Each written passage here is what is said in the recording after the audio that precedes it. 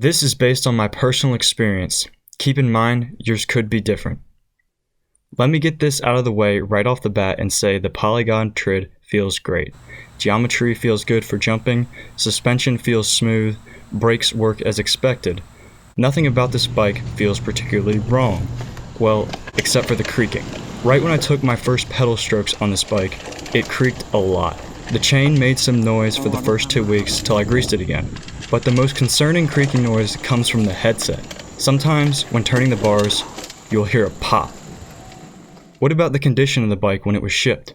Well, I was sad to open up the box, and the first thing I saw was a chip in the top tube of the frame. I don't know how this happened to a brand new bike. After assembling the bike together, I discovered the rear rotor had been bent during transit. I tried to adjust the brake caliper to avoid rubbing, but the bend is too severe. It's been rubbing for the last month.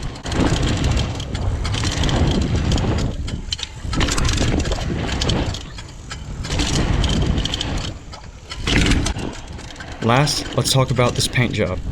Aside from the chip in the frame, I was really stoked about how this paint job looked when I first got it. The colorway is awesome and matches the wheels. But once I got the bike out into the sun, more disappointment. On the frame, you can see that somebody had picked it up while it was still wet. Along with the smeared paint, you can see under the paint job is the exact same blue from the paint job on the 2020 model. I'm not surprised that they would paint over last year's model if nothing about the bike changed. I was just really disappointed to see how poorly they had done hiding it. The distributor I had bought the Polygon Trid from was bikesonline.com. I searched for a long time before coming to a conclusion on this bike. I chose this one because the price was just right for a single-speed dirt jumper with a front brake. But the website was a little sketchy. There was only one picture of the bike from one angle. It was a profile, so it was hard to get an idea of how wide the bars were, the width of the bike.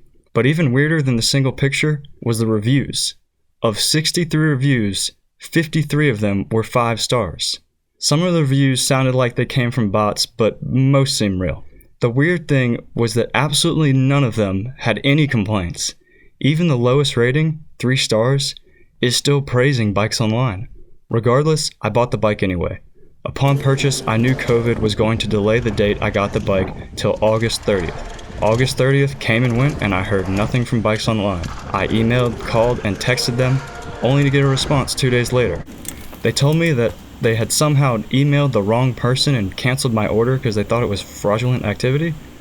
This seemed unlikely since all my contact information was correct.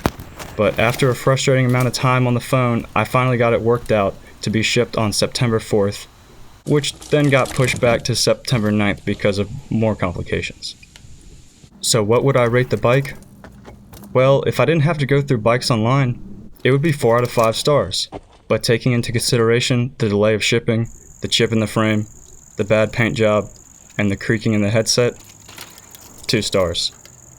If you'd like to read my review and check out the bike for yourself, I've left a link in the description. Please remember that this was my personal experience and yours may differ.